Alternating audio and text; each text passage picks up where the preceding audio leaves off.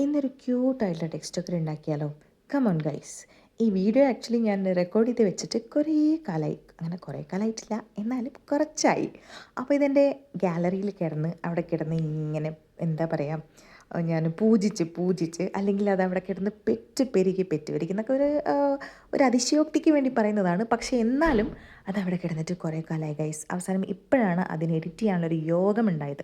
അപ്പോൾ ഇതാ ഇപ്പോൾ കണ്ട പോലെ നമ്മളുടെ ഈ കമ്പിയും ഈ മാസ്കിംഗ് ടേപ്പുമാണ് ഇവിടുത്തെ സ്റ്റാർ.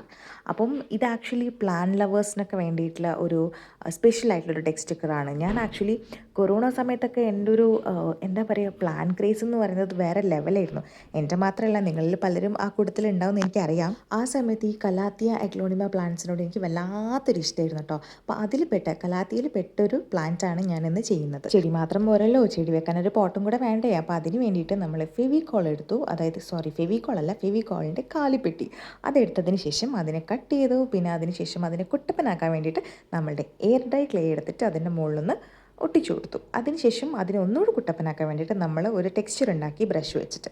ആൻഡ് ദെൻ നമ്മുടെ ലീവ്സൊക്കെ ഇതുപോലെ അസംബിൾ ചെയ്യുക. എന്നിട്ട് മാസ്കിംഗ് ടേപ്പ് എടുത്ത് ഇതുപോലെ അങ്ങോട്ട് ഒട്ടിച്ചു കൊടുക്കുക, അതിനെ ഒന്ന് ഫിക്സ് ആക്കാൻ വേണ്ടിയിട്ട്.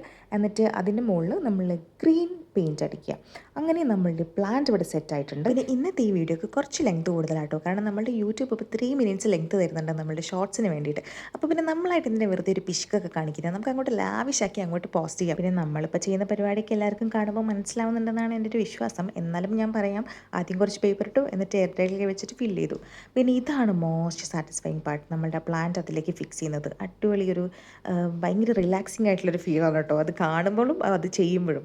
അപ്പോൾ അതാ നമ്മളുടെ പ്ലാന്റ് ഇവിടെ സെറ്റ് ആയിട്ടുണ്ട്. പിന്നെ ഇത് നമ്മളുടെ ഗിവ് അവേയിൽ വിന്നറിന് കൊടുത്താലോ എന്നൊരു ചെറിയൊരു ആലോചന പെട്ടെന്ന് എൻ്റെ മനസ്സിൽ തോന്നി. എന്താണ് നിങ്ങളുടെ അഭിപ്രായം എന്നുള്ളത് താഴെ കമൻറ്റ് ചെയ്യാം കേട്ടോ. പിന്നെ സബ്സ്ക്രൈബ് ചെയ്താൽ മാത്രമേ ഗിവ് അവേയിൽ പ്രൈസൊക്കെ കിട്ടുള്ളൂ കേട്ടോ. ഇഷ്ടപ്പെട്ടെങ്കിൽ ലൈക്ക്, ഷെയർ, കമൻറ്റ്.